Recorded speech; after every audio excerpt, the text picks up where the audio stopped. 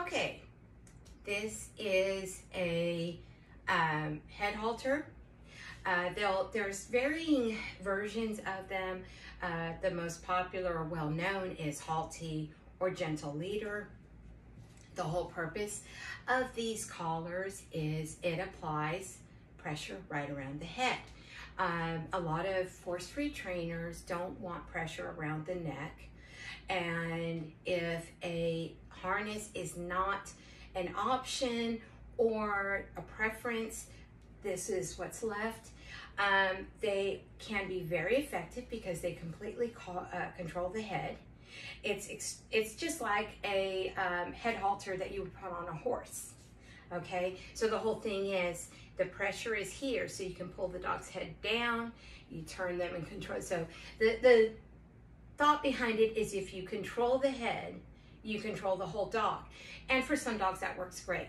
Now, the downside, these are not meant for continuous or long-term use.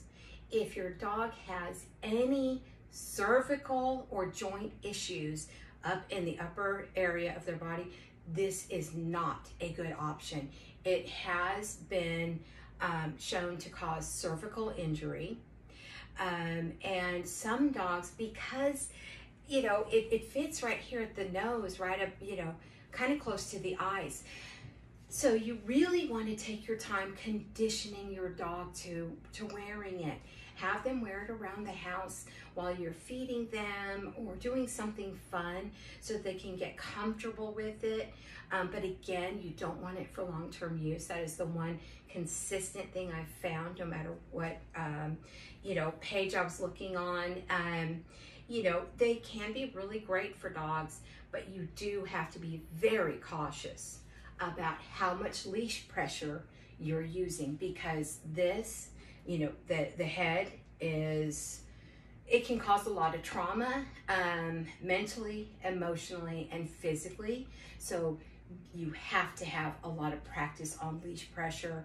But everything, like I said, all of our training tools are controlled by leash pressure.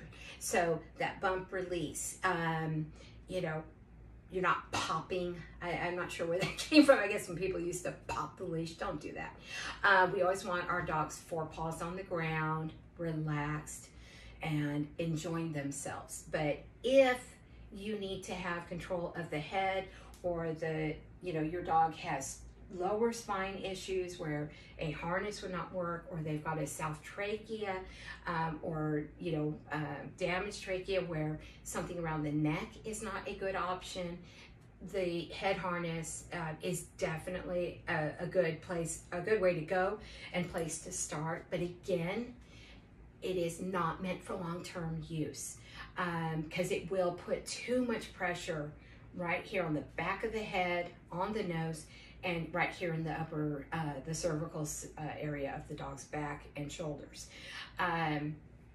So again, this can be a very effective tool to use.